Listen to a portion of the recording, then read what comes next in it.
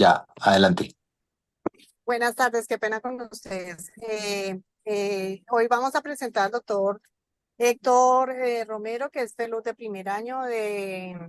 la Universidad del Rosario, con el tema de la respuesta adrenal en el paciente crítico.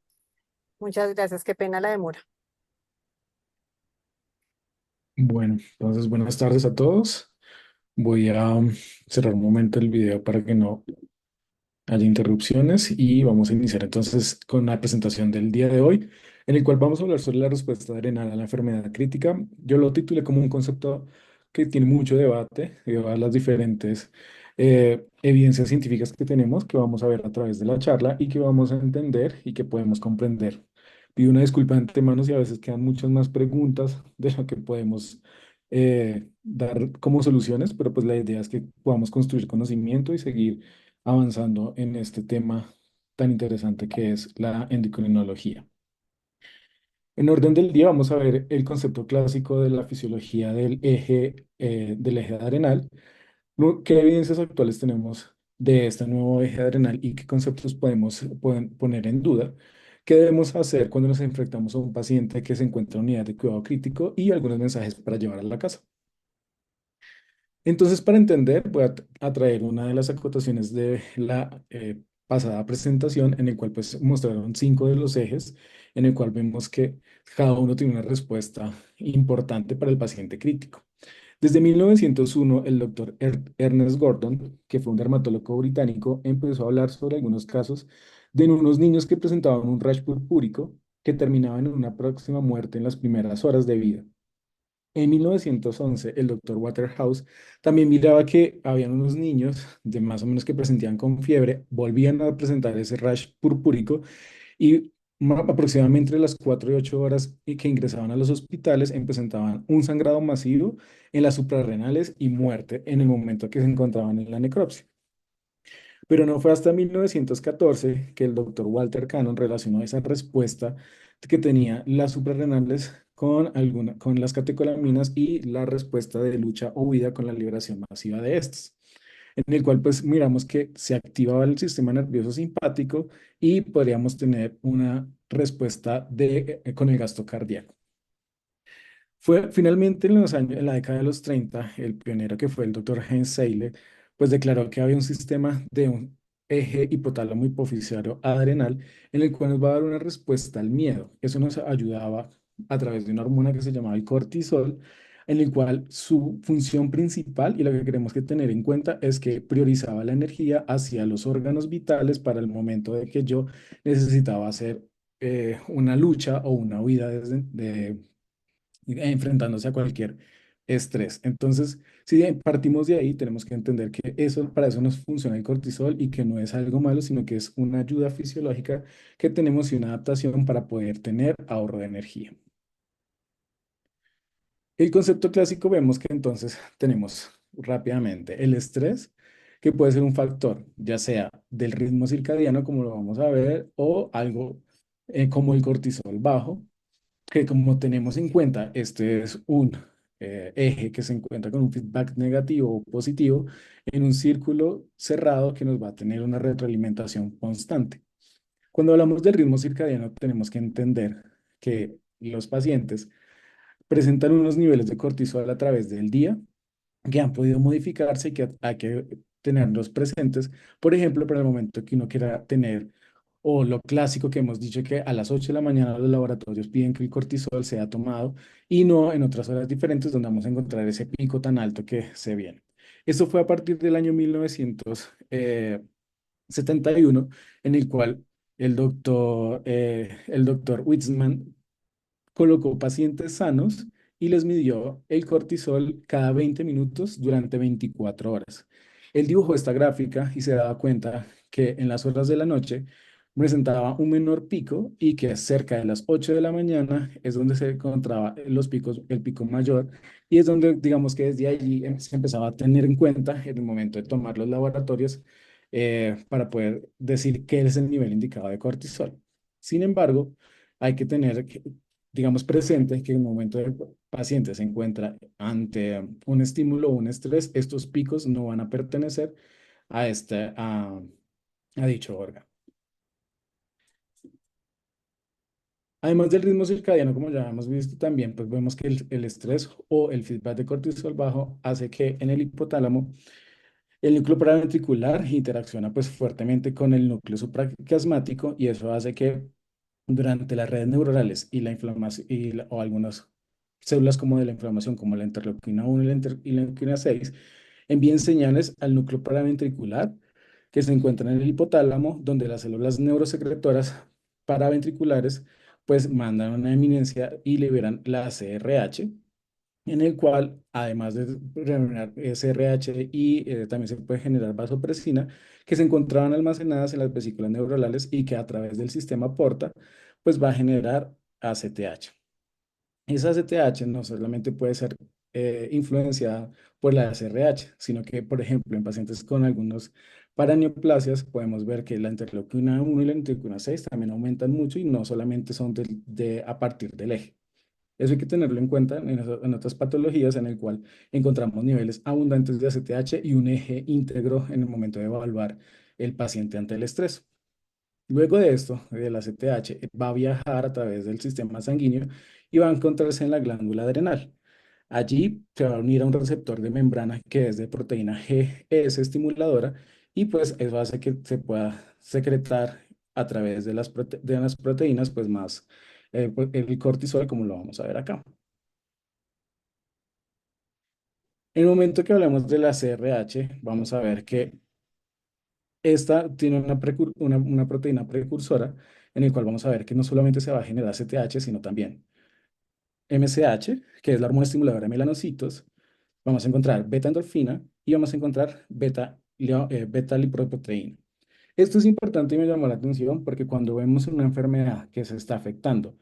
también el eje donde la ACTH está aumentada, por ejemplo, en una insuficiencia suprarrenal primaria, en el cual el feedback negativo hace que este eje se aumente, vamos a ver que la hormona estimuladora de melanocitos también va a estar aumentada y por eso el cuadro clínico clásico de estos pacientes es que los vamos a encontrar los pacientes bronceados o con aumento de melanocitos o un poco de una tonalidad más oscura.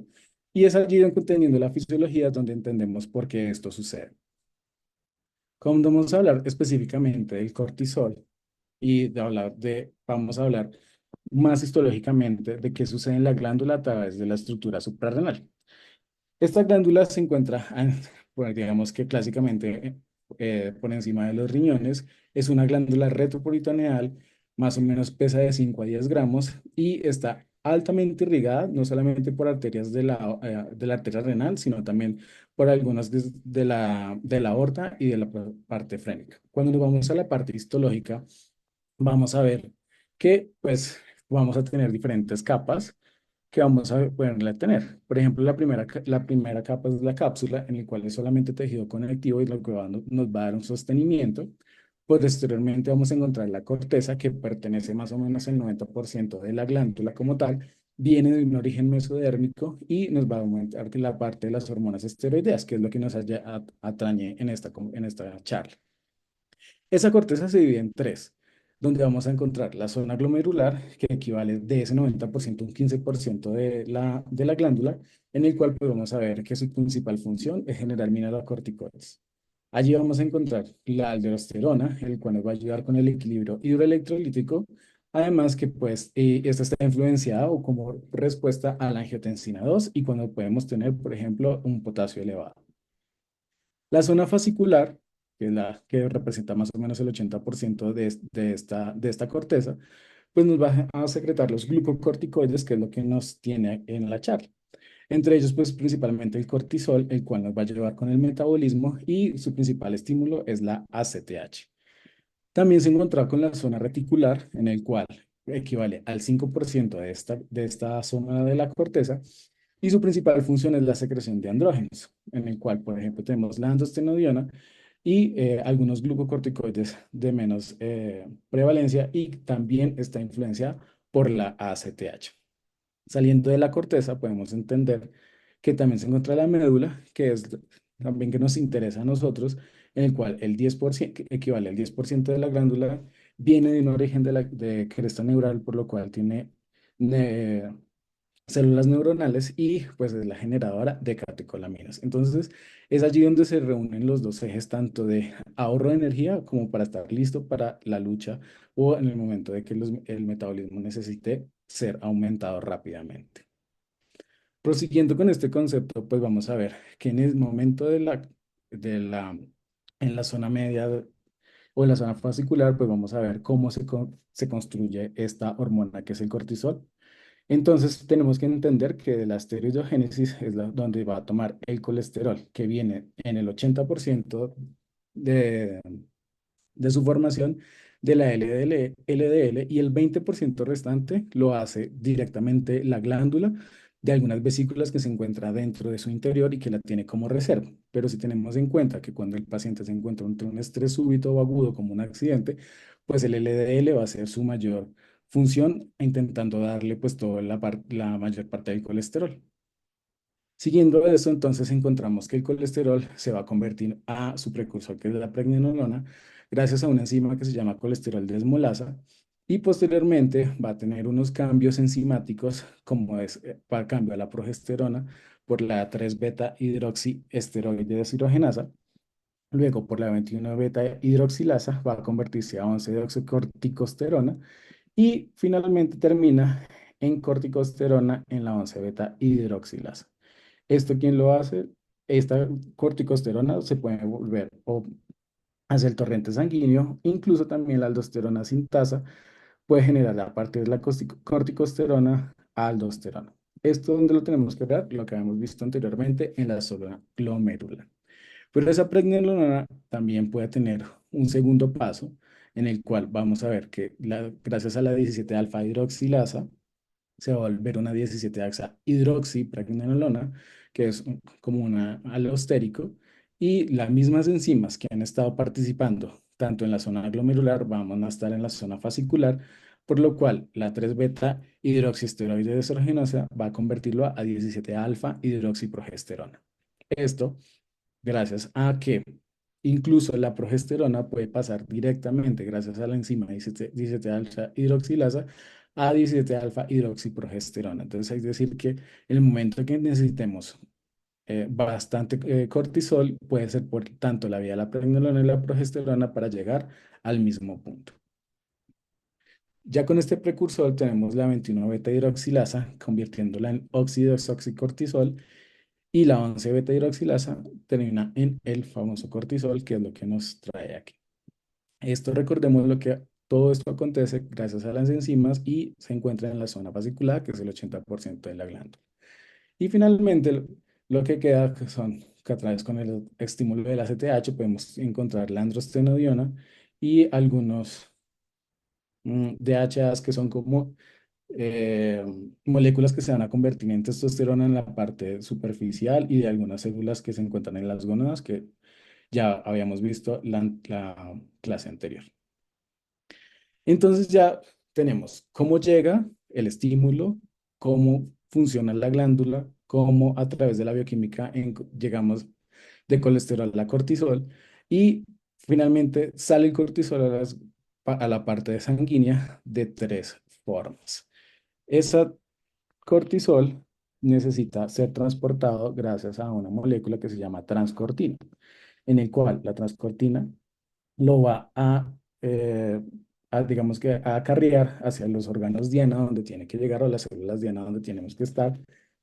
pero ahí en el momento puede estar más o menos del 80% en esta disponibilidad junto a hacia la transcortina. También puede estar libre el cortisol. Si se está viendo perdóname, el puntero, que Sí, no. Sí, sí, bueno. El cortisol y el otro 10% también está unido a la albúmina y viaja pues, a través de los vasos sanguíneos. Cuando llegan a la célula diana, donde tiene que efectuarse, pues existe, al ser un producto de lipídico, entonces difunde fácilmente a través de las membranas celulares y no necesitan cotransportadores para poder ejercer función. Sin embargo, sí necesita unos receptores de glucocorticoides, en el cual va a ser también de proteína G de membrana y nos va a ayudar junto al cortisol y unas chaperonas que se llaman chaperonas de transporte eh, de choque térmico que nos permiten, que son la HCP70 y HCP20, separarse, espérenme, acá, separarse, ay Dios,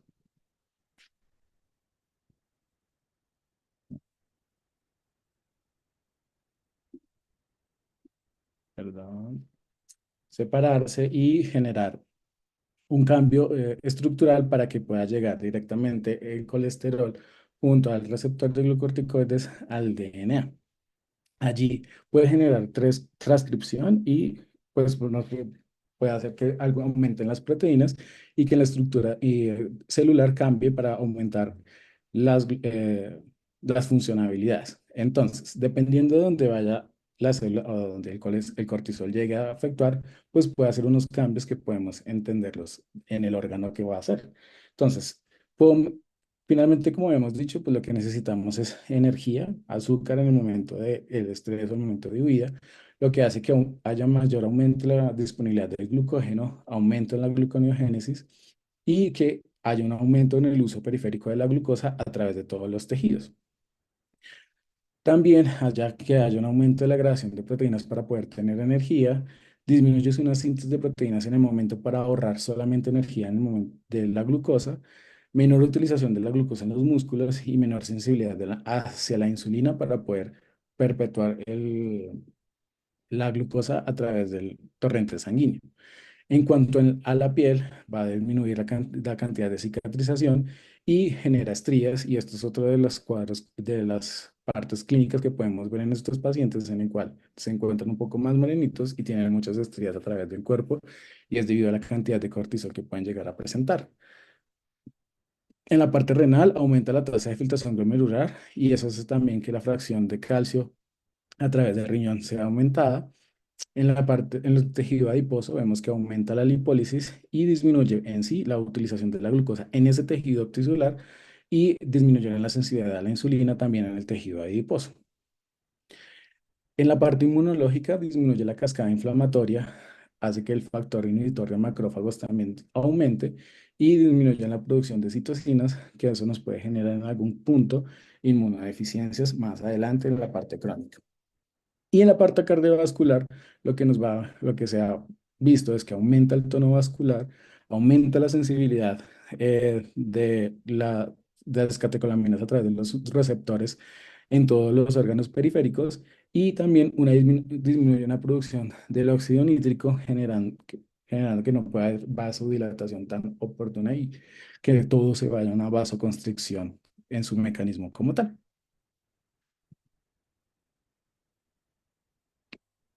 Entonces, ya viendo cómo era todo el mecanismo del cortisol a través del tiempo y de la parte fisiológica, pues entonces dijeron, vamos a ver cómo son esas interacciones en los pacientes que tienen eh, algún estrés y que van a ingresar a unidad de cuidado intensivo. Entonces, el doctor Beth Gibson, en el año 2020, que es uno de los más recientes, pues dijo que el paciente tras una cirugía cardíaca es una noxa suficiente para generar estrés a través del cuerpo y él quería evaluar cómo estaban esa caracterización dinámica secretora del eje después de la cirugía. Y lo que hizo fue que cogió 20 pacientes sanos y 20 pacientes en posoperatorio quirúrgico en el cual aplicó un modelo matemático dependiendo de cómo estaba el ACTH y el cortisol, pues que se lo midió cada hora a estos pacientes durante las 24 horas en las primeras 48 horas de ingreso a la UCI. ¿Y qué demostró? Entonces, ambos grupos presentaron una secreción de ACTH similar en las primeras 24 horas. El posoperatorio tenía más nivel de cortisol, como vemos aquí, pues a diferencia del control, y ese aumento de cortisol, pues, no se debió a una secreción pulsátil como lo vimos, como se miraba que a las 8 de la mañana ibas a tener, sino que seguía un nivel de cortisol constante frente al estrés y que el 35% de los pacientes en posoperatorio, pues, tenían cursos de nadir de cortisol por debajo del umbral. Y eso empieza a debatir lo que se ha visto últimamente, es que el paciente con ACTH en las primeras 24 horas aumenta y posteriormente decae. Sin embargo, los niveles de cortisol persisten. Abriendo una pregunta es, cuáles son los otros mecanismos por los cuales no solamente la ACTH estimule la glándula suprarrenal, sino que debe existir otros para que el cortisol no se caiga en los primeros 7 días. Entonces, miraron acá, empezaron a medir, no solamente ellos en posoperatorio quirúrgico, sino en pacientes sépticos, en pacientes con una anoxia diferente que se encontraba en cuidado intensivo, y han dado la misma gráfica muy parecida que se encuentra acá, en el cual en las primeras 24 horas hay un pulso de ACTH y luego cae en el tiempo en UCI y permanece disminuida por al menos los mínimos 7 días, pero tanto el cortisol libre incluso aumenta después de las primeras 48 horas, el cortisol como tal, unido a otras proteínas, también sigue aumentado y la proteína que nos va a generar pues más cortisol y ACTH pues mantiene estable. Entonces, me decía,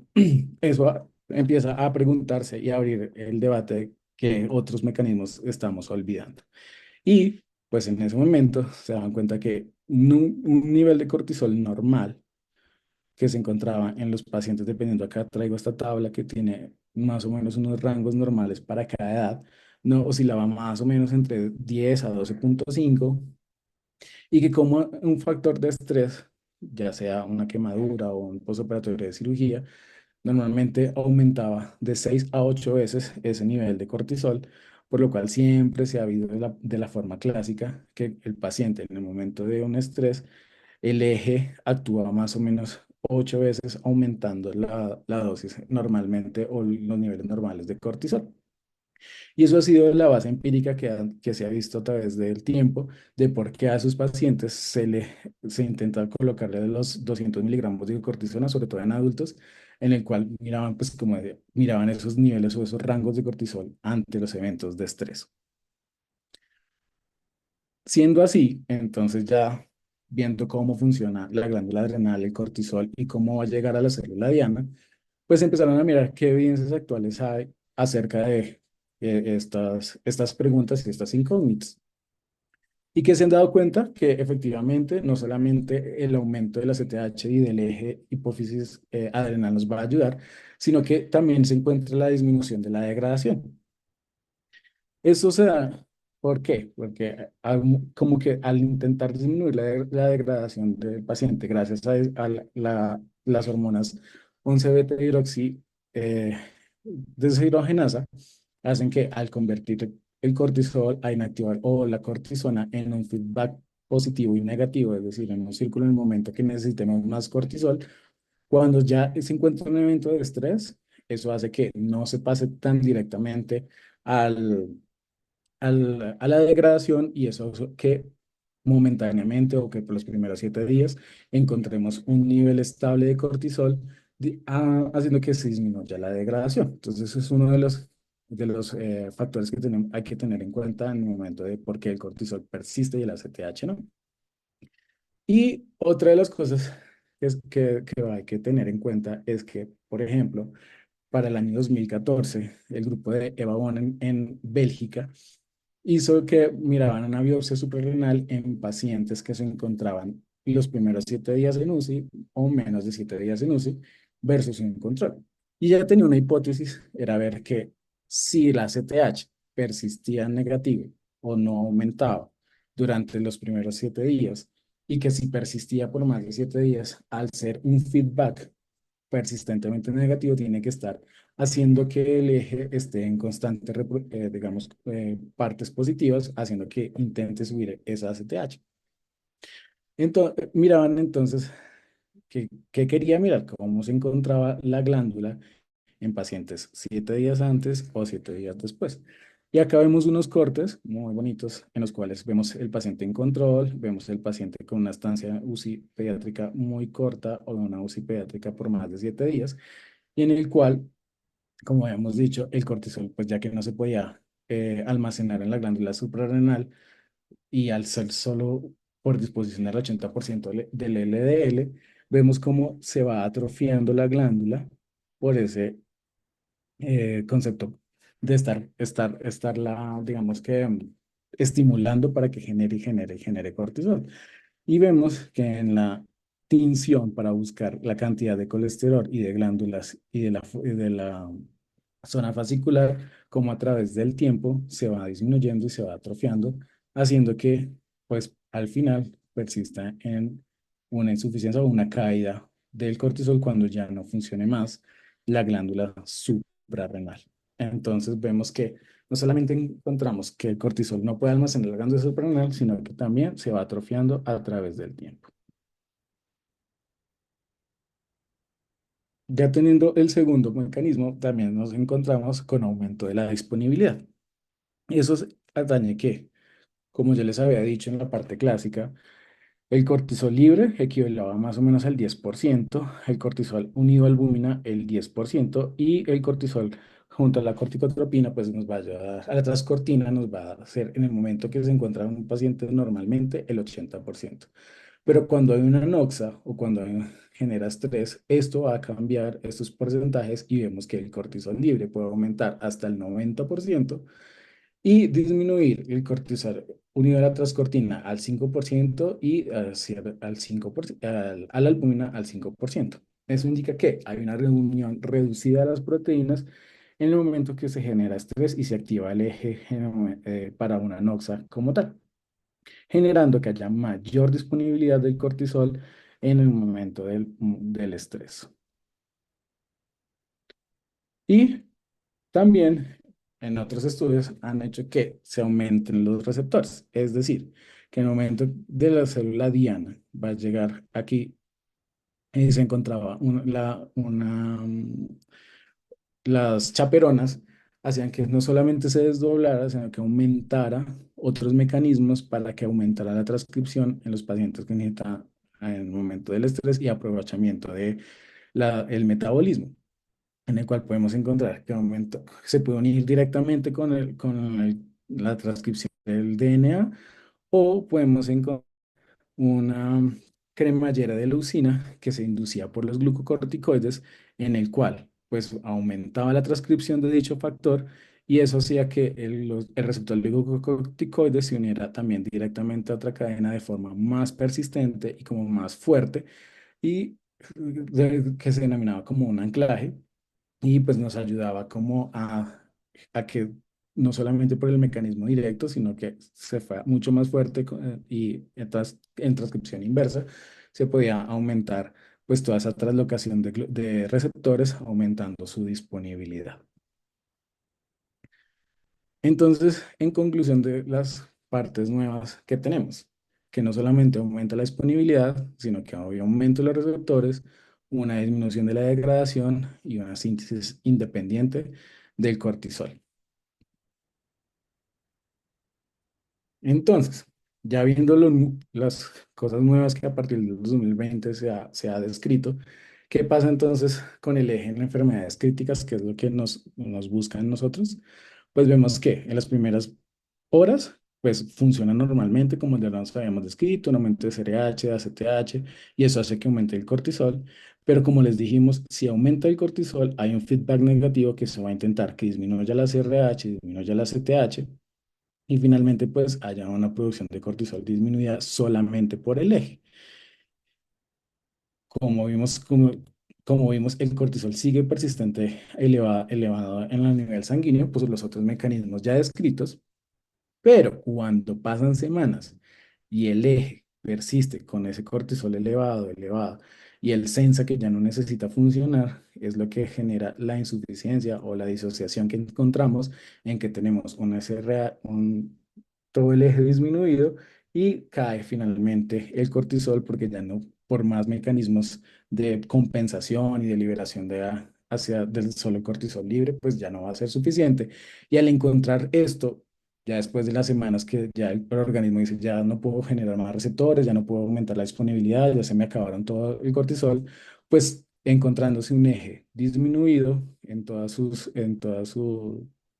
fases, pues cae el cortisol y finalmente llegamos a la famosa insuficiencia relativa adrenal del eje metabólico. Entonces, si vamos siguiendo todos estos descubrimientos, vamos a entender cuál es la fisiología final de por qué tenemos la famosa insuficiencia relativa adrenal en estos pacientes críticos que llevan mucho tiempo en la UCI. Como siempre, nosotros tenemos que entender que nuestros pacientes tienen sepsis, que también es una noxa importante, y pues dentro de esto vamos que en la fase aguda de la sepsis también vemos que la interleuquina 1 pues se asocia a una activación fuerte y sostenida del eje, y vemos que algunos pacientes tienen una respuesta diferente, ya sea con los niveles bajos de cortisol a pesar del estrés, y otros que han tenido niveles altos, pero con una respuesta de cortisol atenuada después de la estimulación con la hormona adrenocorticotrópica. Y eso también se ha unido con los nuevos conceptos de fenotipos de sepsis, que no es el concepto de la charla, pero que sí, pues hace alusión a que algunos pueden activar su interleuquina 1, haciendo que aumente finalmente el eje eh, suprarrenal. Después de esto, entonces, ya que se ha visto cómo el uso del corticoide pues, ha mejorado la supervivencia a través de los tiempos en la enfermedad crítica, sobre todo a esos pacientes que después de que ha tenido un choque y que se le ha colocado líquidos y que se le ha colocado inotrópicos y no responden efectivamente, es donde empezamos a sospechar y es lo que nos han enseñado de que el paciente puede tener una insuficiencia adrenal. Entonces, se han hecho diferentes estudios en el cual pues se mira la respuesta de los corticoides en estos pacientes que han estado en shock o en alguna noxa en cuidado crítico. Y aquí traigo unos ejemplos. Señalo en el de Annan en el 2002, quien fue la primera que pudo hablar sobre el CIRSI o la insuficiencia relativa en paciente crítico. Y traje pegados todos los que encontré en esa publicación del año en 2015, en el cual pues tenían algunos de solo pediátricos, también tenían de adultos, pero pues para ser más corto, y en el cual pues llama la atención que Anane encontró aumento de, ¿qué? De la supervivencia hasta los 28 días, pero luego de eso, después del 2002 se ha intentado volver a reproducir esta información de que los corticoides sí aumentan la supervivencia y no han encontrado o no se ha podido reproducir esto, y por el contrario, lo único que hace es disminuir la cantidad de catecolaminas y la cantidad digamos, de uso de catecolaminas en un tiempo, pero no ha impactado positivamente la mortalidad en ninguno de estos. Entonces, acá también miramos qué otros estudios están, pues vemos que en Turquía, en el año 2019, de mirar, cogió 100 pacientes de cuidado crítico intensivo, en los cuales también midió los niveles basales de ACTH y miraba cómo el cortisol en pre y posestimulación de algún corticoide, encontrándose que, lo mismo, los niveles basales de cortisol de los pacientes pues fueron significativamente más altos que en el grupo de control, es decir, si aumenta el cortisol en el momento de, y solo 24 pacientes pues tenían un delta de cortisol aumentado y una respuesta máxima de cortisol por encima de 18 picogramos, que era como la respuesta que tendríamos que tener al colocarle el cortisol, provocando que se aumentara hasta 8 veces y eso no lo logró. Los niveles elevados de cortisol, pues basales estaban indicativos de que eso sí lo encontró, que entre más grave el paciente con un PRIS mayor, pues encontraba niveles de cortisol aumentados y con lo que tenemos hasta el momento de algunas lecturas críticas en el cual si aumentan los niveles aumentados de cortisol, sí están directamente relacionados con desenlaces fatales en los pacientes en UCI. Es decir, que no hemos descubierto nada más diferente. Otra cosa que me gustó, un estudio de Bélgica en el año 2022, lo que hicieron fue mirar los ratones machos que se encontraban con sepsis. Este fue un estudio experimental y cogieron tres grupos en el cual también se miró niveles de ACTH y cortisol, pero en pacientes de sepsis aguda, intentando también mirar cuál iba mejor, si con el corticoide, si con un placebo o si directamente con la hormona corticotropa para ser estimulante. Se dieron cuenta que en el tratamiento de la sepsis, la hidrocortisona empeoraba, pues empeoraba según el fenotipo, mientras que la hormona corticotropa protegía la estructura adrenocortical y mejoraba, digamos que los desenlaces, porque aumentaba también incluso la proteína precursora. Estas respuestas normales incrementadas de CTH, pues mostraban que una estimulación de los primeros 6 días mejoraba no solo con el corticoide, sino con la corticotropina. Entonces, acá un debate, sí o no a los corticoides, pues lo que se ha visto es que los corticoides sí aumentan la resistencia sistémica, generando pues que haya menor uso de catecolaminas. La prueba de estimulación con la ACTH no nos puede igualar a la de la cortisona, pues no proporciona información fiable. Y la respuesta hemodinámica a las dosis de estrés generado de cortisona que estamos acostumbrados, se piensa más que es algo de una reacción antiinflamatoria y que haya un aumento de la presión arterial por otros mecanismos simpáticos, más no porque llega a impactar en el momento en el eje como tal. ¿Qué otros factores pueden dañar el eje en el momento que tenemos en cuidado crítico? Pues los medicamentos que le estamos acostumbrados recientemente, como el propofol, algunos opioides y la dobutamina. Entonces, tener en cuenta que los pacientes que llevan más de 4 semanas en la UCI y que tienen más de 7 días con este tipo de medicamentos, pues pueden estar alterando el eje como tal. Entonces, para ir concluyendo, ¿qué es finalmente esa insuficiencia suprarrenal relativa o llamada CIRSI que se encuentra en la insuficiencia de corticoides relacionadas con la enfermedad crítica? Pues finalmente es una disfunción endocrinológica en pacientes enfermos que resulta en una actividad de cortisol inadecuada para la gravedad de la enfermedad como tal. Esto se ha visto como una prueba de estimulación corta con una CTH en un paciente o incluso en pacientes que ya decimos como se encuentran ante un estrés o se encuentran en una sepsis y ustedes le miden el cortisol a cualquier momento y se encuentra menos de 5, ese paciente ya se encuentra en una insuficiencia suprarrenal relativa. Pero entonces, ¿qué sí es CIRSI? Pues ya habíamos dicho que es esto, pero ¿qué no es? Pues no es una función deteriorada del eje previo, es decir, el paciente que llega con esteroides o algún medicamento previo que nos pueda estar disminuyendo la función del eje, o un bajo aumento del cortisol en respuesta a la CTH en enfermedad grave, porque ya vimos que no es la respuesta que estamos buscando. Cuando buscamos solamente CIRSI y voy a la literatura, vemos que también hay diferentes estudios en el cual han intentado buscar la prevalencia y pues eso varía mucho, que se encuentra entre el 17 y el 90%, entonces no, pero lo que sí dice es que dependiendo, en todos estos estudios encontraron enfermedades diferentes y noxes diferentes como el shock séptico, el SDRA o incluso pues el posoperatorio de cirugías grandes en el cual pues pueden generar CIRSI y nos puede estar pendiente de la insuficiencia adrenal.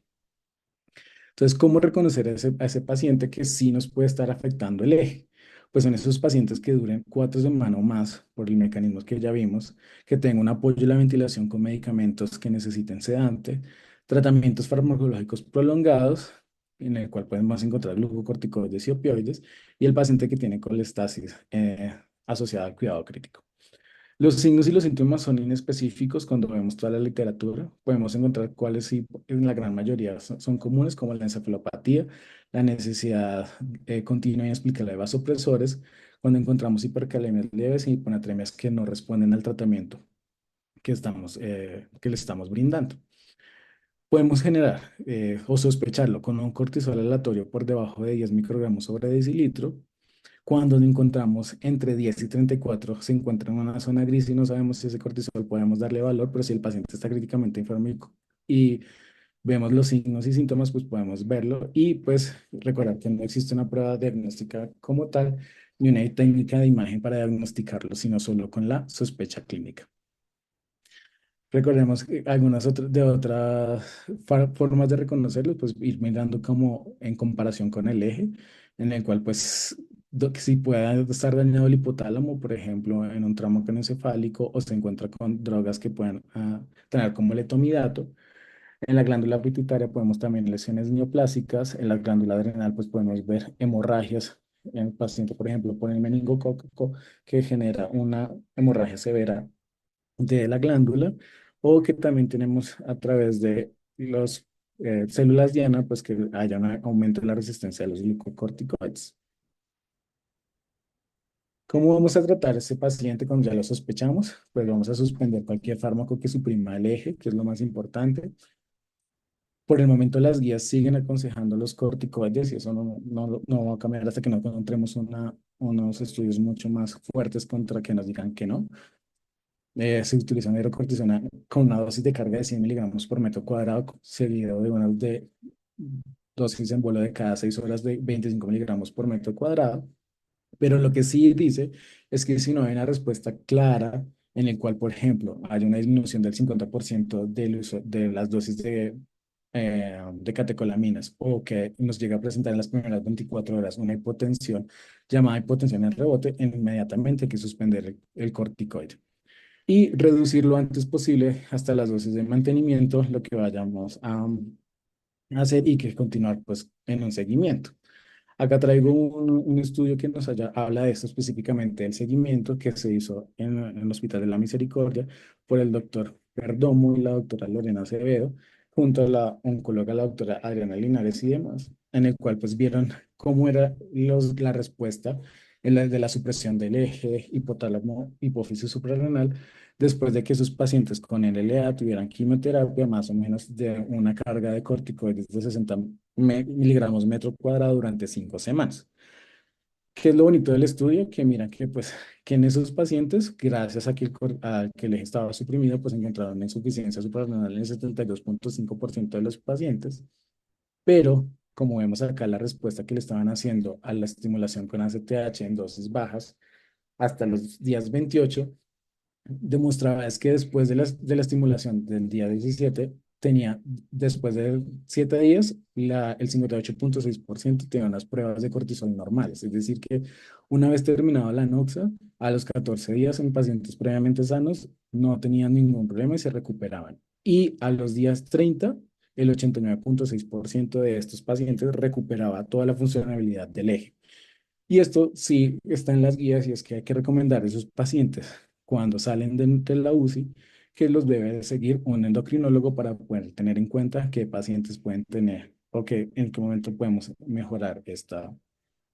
cosas. Por último, haciéndolo corto para no hacer más larga la charla, es que no, cuando ya estuve averiguando pues todo lo del eje y no solamente CIRSI, pues que también tenemos que encontrarnos con pacientes que vengan con una enfermedad de Addison, por ejemplo, que también es una enfermedad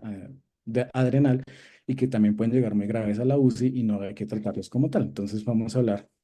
rápidamente de estas cortas, de cómo son unas formas primarias en el cual podemos tener formas como la hiperplasia suprarrenal congénita y también esas formas primarias de pacientes que las pueden adquirir con la meningococcemia como el síndrome de Waterhouse-Friderichsen. Y unas formas secundarias que ya la habíamos visto, pero pues el uso crónico de esteroides y el traumatismo craneal, que es lo que tenemos que tener ahí. Cuando nos enfrentamos en insuficiencia adrenal primaria, pues hay diferentes formas de diagnosticarlo. Acá lo importante es que la sospecha clínica es cuando tenemos una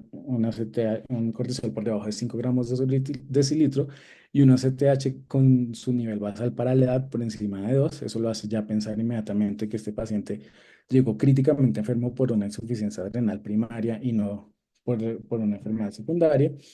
Y pues que podemos hacerle diferentes formas para intentar saber por cuál o por qué de las causas está haciendo la insuficiencia adrenal. En esos pacientes que ya conocemos previamente que tienen insuficiencia adrenal primaria o que ya se encontraban con corticoides persistentes, recordemos que ahí existen de estrés en el momento que lo encontremos en la unidad de cuidado intensivo, que podemos, pues esto yo lo traje de las pautas del Hospital Pediátrico de Garrahan, en el cual miraban, pues, o sugerían las dosis de 50 a 100 miligramos por metro cuadrado, dependiendo del peso, cuando la noxa es leve, como fiebre o una enfermedad aguda, pero si el paciente ya se encuentra en procedimientos quirúrgicos mayores, pues la hidrocortisona sería de 100 miligramos por metro cuadrado, dependiendo de la etiología. Las crisis adrenales es una de las últimas cosas que hay que entender de estas insuficiencias suprarrenales. Es algo grave de la insuficiencia adrenal. Necesita un diagnóstico rápido y debe tratarse con urgencia. Estos pacientes pueden tener una incidencia de 5 a 10 episodios por cada 100 pacientes con insuficiencia adrenal y de cada 200 pacientes que presenta eso, pues pueden tener un desenlace fatal y por eso tenemos que tenerlo en cuenta. Lo vamos a ver como un desequilibrio hemodinámico agudo, una hipotensión y trastornos metabólicos marcados, como la hiponatremia, la hipercalcemia, la hipoglucemia, y que y nos hace sospechar que a diferencia de los síntomas de la insuficiencia adrenal, que era como fatiga, pérdida de peso y anorexia, las crisis adrenales, vamos a ver que el paciente tiene síncopes, bastante dolor, el paciente se encuentra confuso y pues puede tener diferente hipotensión y lo vamos a ver con todos los laboratorios, como ya hemos dicho, de hipoglicemia, hipercalcemia y hiponatremia. Siendo así, pues vamos a mejorar los mensajes para llevar a casa. Existen diferentes mecanismos para preservar el cortisol y no solamente del eje, y que debido a esos mecanismos finalmente va a haber una insuficiencia relativa del eje adrenal cuando ya se pasa más de los mecanismos o se sobrepasan estos mecanismos. Se identifican factores de riesgo que pueden que bloquear el eje en el momento que se encuentran en unidad de cuidado intensivo y eso haciendo que no mirando o no rotando medicamentos o con sedantes persistentes y eso nos puede hacer a generar más insuficiencia. Siempre reevaluar las dosis de hidrocortisona para mirar si el paciente sí le está funcionando y no, no es una receta de cocina que al paciente se le coloca hidrocortisona y ya, y no vemos la respuesta. Y siempre, y bonito, esto fue programar un seguimiento por parte del endocrinólogo o del pediatra para entender que haya una recuperación completa de este eje. Muchas gracias. Muy bien, Héctor, por la presentación. Creo que es un tema muy importante porque a veces lo dejamos